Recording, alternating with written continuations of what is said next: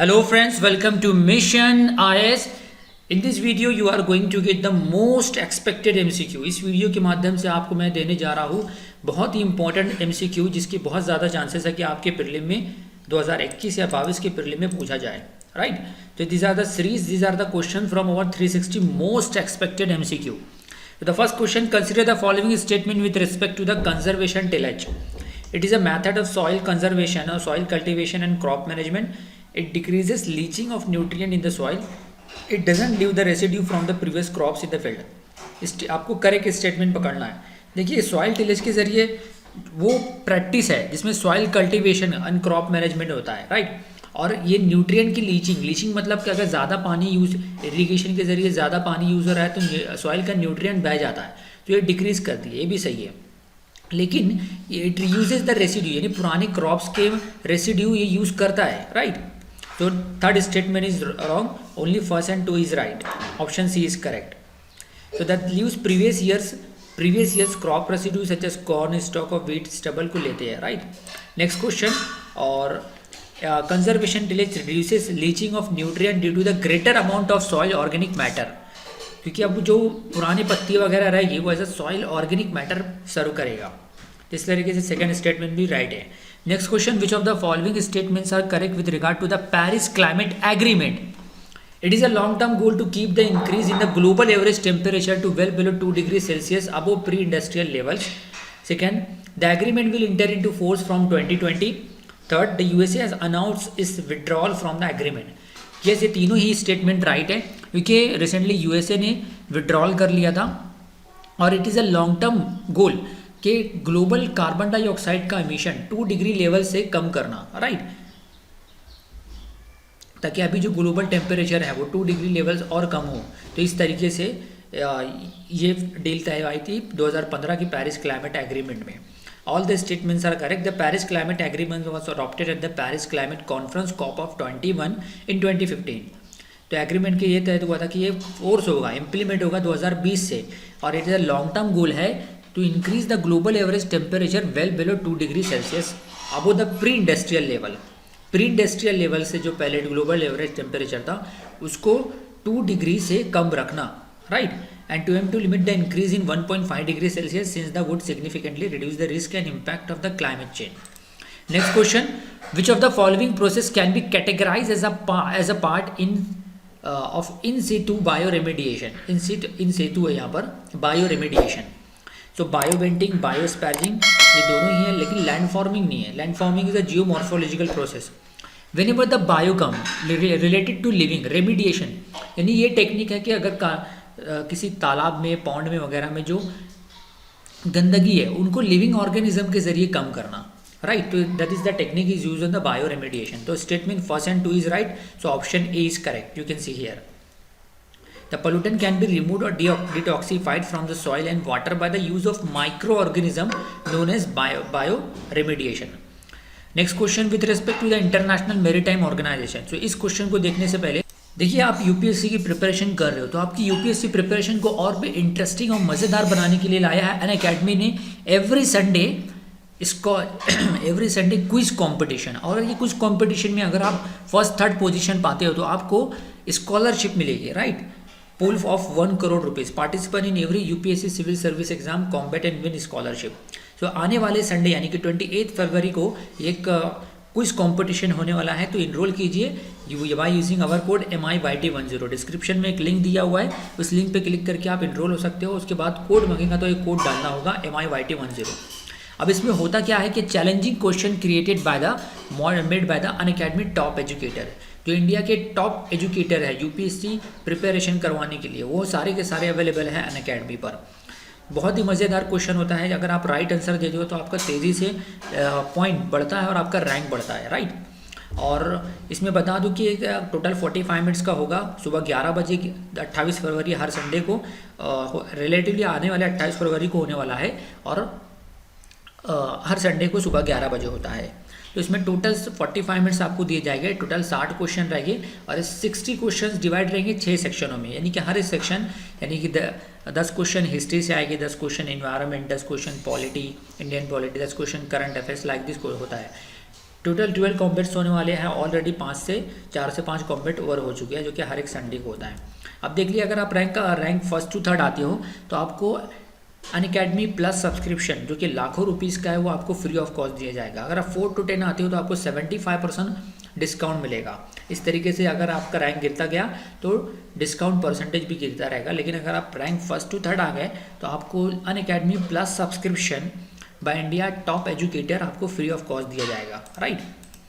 So enroll now in Unacademy combat. Combat means the competitive quiz competition. To participate in the Unacademy Combat and sign in on the Unacademy Learning app by using our code MIYT10. So International Maritime Organization consider the following statement. It is a specialized agency of the United Nations.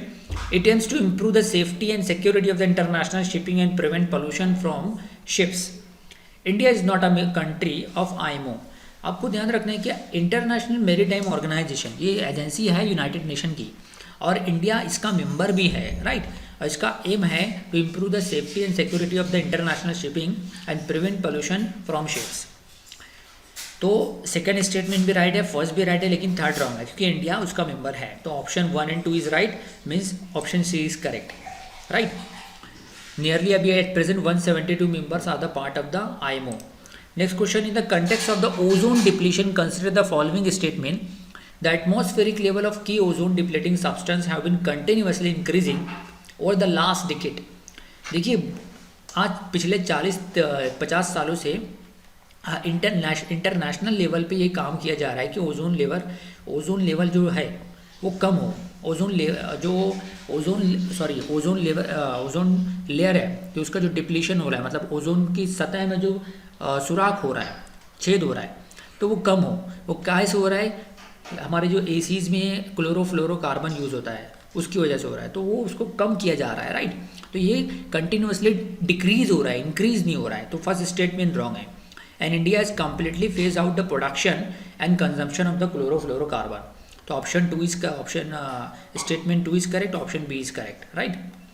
Through the Vienna Convention for the Protection of the Ozone Layer and its Montreal Protocol on substances that deplete the ozone layer are the international territories, right?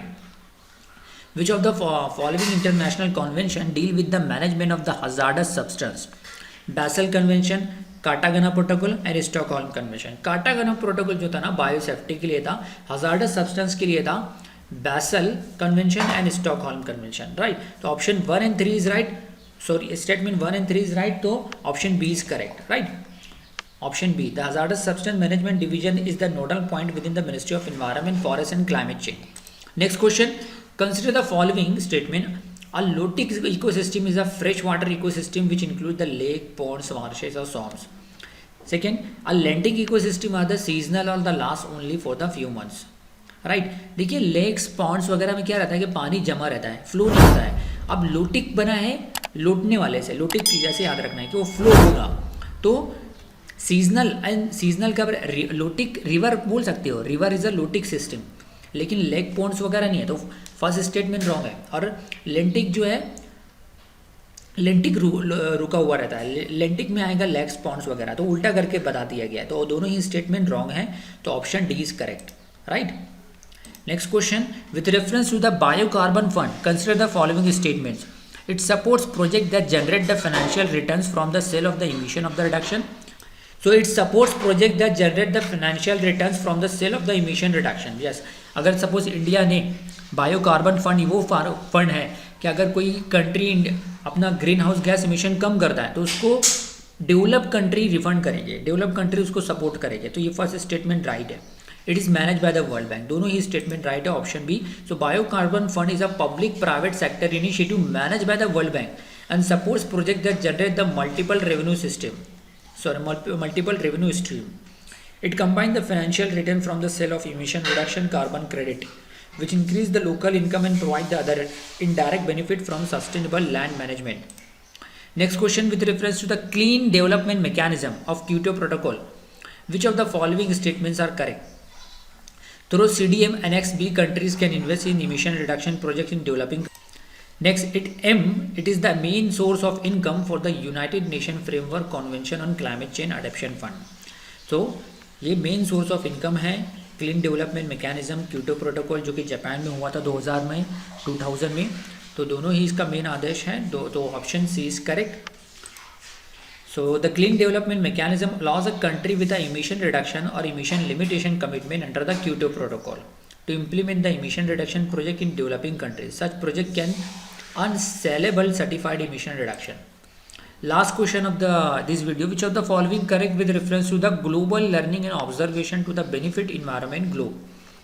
It brings together student, teacher and scientists to study the global environment. Positive statement है, right हो सकता है। Second, it is a United Nations led initiative. Third, Ministry of Environment, Forest, Climate Change is the nodal agency for implementing global program in India. So third statement देखिए 100% right है, first statement भी 100% right है, लेकिन it is not an initiative of the United Nation, right? Second statement को अगर आप wrong करते हो तो 1 and 3 is right. Option D is correct because it is a initiative of the एक प्राइवेट है NGO, you can read here. Globe is sponsored by the US National Aeronautic and Space Administration with the support from the National Science Foundation, National Oceanic and Atmospheric Administration and Department of State. So statement 2 is यहाँ पे wrong हो जाता है. So I hope IAS aspirants you enjoy this video and definitely it will help you in your upcoming exam. So don't forget to like and share our video.